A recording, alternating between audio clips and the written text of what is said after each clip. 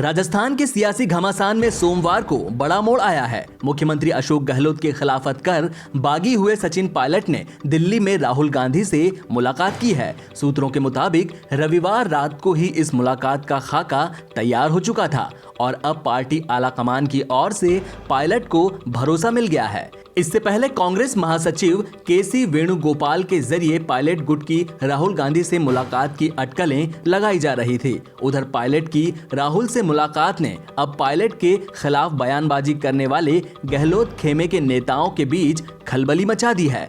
राजस्थान सरकार को गिराने की साजिश रचने और विधायकों की खरीद फरोख्त के आरोपों से घिरे पूर्व उप मुख्यमंत्री सचिन पायलट की कांग्रेस आलाकमान से मुलाकात के बाद राजस्थान सरकार पर मंडरा रहा संकट टला बताया जा रहा है। साथ ही यह भी कहा जा रहा है कि पायलट और राहुल के बीच बातचीत सकारात्मक हुई है और अब राजस्थान में राजनीतिक घमासान खत्म कर सरकार को मजबूत करने की बात कही जा रही है। अगर ऐसा होता है तो 14 अगस्त को विधानसभा सत्र के आगाज पर फ्लोर टेस्ट की भी जरूरत नहीं पड़ेगी। राजस्थान कांग्रेस प्रदेश अध्यक्ष गोविंद सिंह डोटासरा और प्रदेश प्रभारी अविनाश पांडे ने रविवार को ही पायलट खेमे को लेकर पार्टी का रुख भले ही साफ किया हो, लेकिन आलाकमान ने पायलट की वापसी के रास्ते खोल दिए हैं।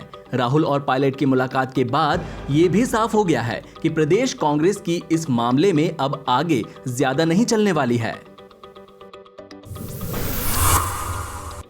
पूर्व राष्ट्रपति प्रणब मुखर्जी ने सोमवार को बताया कि जांच में उनके कोरोना वायरस से संक्रमित होने की पुष्टि हुई है। 84 वर्षीय मुखर्जी ने गत एक हफ्ते में उनके संपर्क में आए लोगों से एहतियातन कोविड-19 जांच कराने का अनुरोध किया है।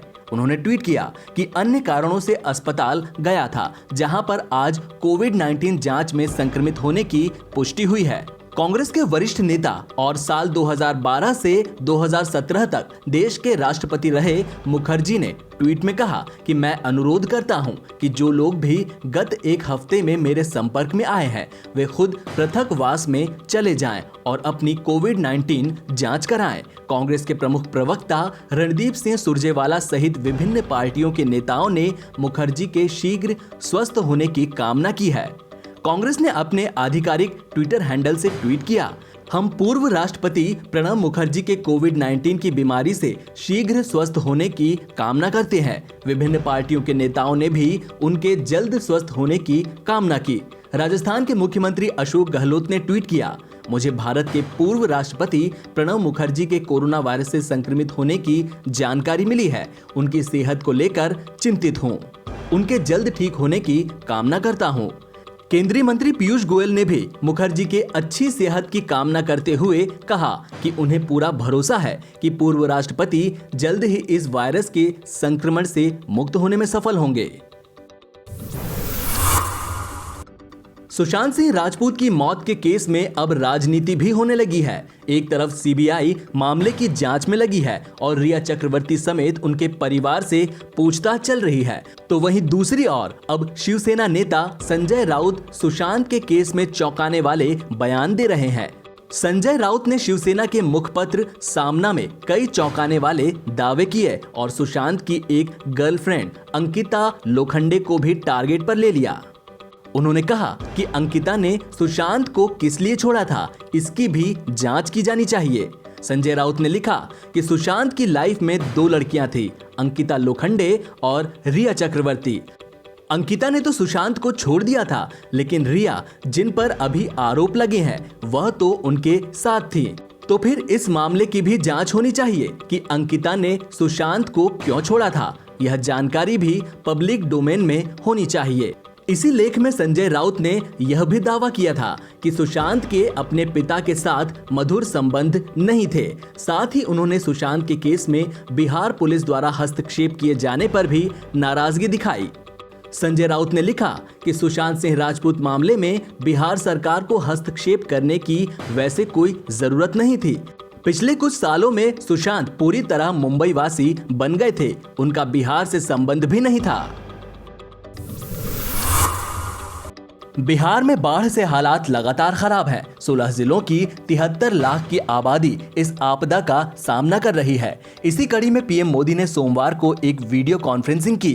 इस बैठक में बिहार के मुख्यमंत्री नीतीश कुमार भी शामिल हुए। इस बैठक में रक्षा मंत्री राजनाथ सिंह के अलावा महाराष्ट्र के सीएम उद्धव ठाकरे भी मौजूद थे। पीएम मोदी ने बिहार में बाढ़ की स्थिति को लेकर विस्तार से जानकारी ली है। बैठक में सीएम नीतीश ने शिकायत करते हुए पीएम को बताया कि बाढ़ प्रबंधन में नेपाल असहयोग कर रहा है, इसलिए केंद्र इस मामले में हस्तक्षेप करे। हालांकि राज्य सरकार लगातार राहत और बचाव कार्य चला रही है, लेकिन बारिश की वजह से ज्यादातर नदियां उफान पर हैं और बाढ़ का संकट गहराता जा रहा है। इस बैठक में नीतीश कुमार ने पीएम मोदी को बिहार में बाढ़ से अभी तक के हालात के साथ सरकार की तरफ से चलाए जा रहे राहत और बचाव कार्यों की जानकारी दी। बाढ़ की बात करें तो रविवार को बागमती का जल स्तर बढ़ने से दरभंगा शहर के आधा दर्जन से अधिक मोहल्लों में बाढ़ का पानी घुस गया। शहर के पश्चिमी इलाके बेला, जालान कॉलेज इलाका, नया घराड़ी समेत कई मोहल्लों में पानी 1 से 2 फीट तक ऊपर पहुंच गया। NH-57 की ओर से बाढ़ का पानी आने के कारण कई अन्य मोहल्लों में स्थिति गंभीर बनी हुई है। जम्मू कश्मीर कैडर के IAS अफसर शाह फैजल ने एक बार फिर नौकरशाही में लौटने का फैसला किया है। शाह फैजल ने पूर्व में नौकरी छोड़कर अपनी राजनीतिक पार्टी बनाई थी, जिसके बाद वे घाटी में राजनीतिक संभावनाओं की तलाश करते रहे। हालांकि अब राज्य में नए उपराज्यपाल मनोज सिन्हा के आगमन के बाद शाह फैजल ने अपनी राजनीतिक पार्टी छोड़ दी है। शाह फैजल के नौकरशाही में लौटने और उनके लेफ्टिनेंट गवर्नर मनोज सिन्हा का सलाहकार बनने की अटकलें लगाई जा रही हैं। हालांकि उन्होंने खुद अभी इसे लेकर कोई बयान नहीं दिया है। जानकारी के मुताबिक शाह फैजल ने सोमवार को Jammu Kashmir Peoples Movement Party के अध्यक्ष पद से इस्तीफा दे दिया है। शाह फैजल पूर्व में जम्मू कश्मीर के डायरेक्टर एजुकेशन रह चुके हैं। जम्मू कश्मीर में बीते दिनों उन्होंने अपनी Jammu Kashmir Peoples Movement Party बनाई थी। इस पार्टी में तमाम लोगों को शामिल भी किया था। हालांकि राजनीतिक समीकरणों के बदलने और राज्य में शीर्ष पद पर लेफ्टिनेंट गवर्नर मनोज सिन्हा की तैनाती होने के बाद ये कहा जा रहा है कि शाह फैजल उनकी टीम का हिस्सा बन सकते हैं। गौरतलब है कि उन्होंने साल 2010 की सिविल सेवा परीक्षा में टॉप किया था और उन्हें IAS का होम कैडर आवंटित किया गया था। एक ईमानदार अधिकारी के रूप में लोकप्रिय फैजल के शुभचिंतकों ने उन्हें साल 2018 में राजनीति में शामिल होने के लिए एक इस्तीफा देने पर आगाह किया था कि हो सकता है राजनीति उन्हें रास न आए।